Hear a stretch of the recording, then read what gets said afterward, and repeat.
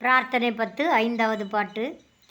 மேவும் முந்தன் அடியாருள் விரும்பியானும்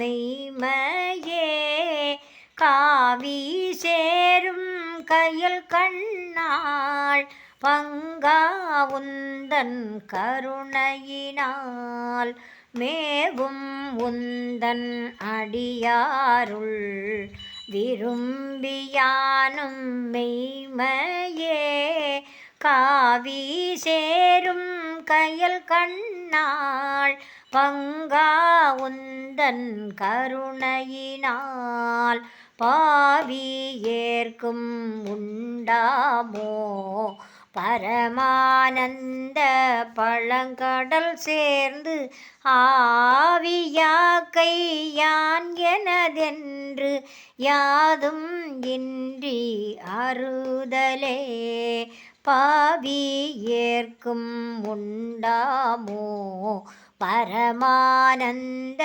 பழங்கடல் சேர்ந்து ஆவியாக்கை யான் எனதென்று யாதும் இன்றி அறுதலே.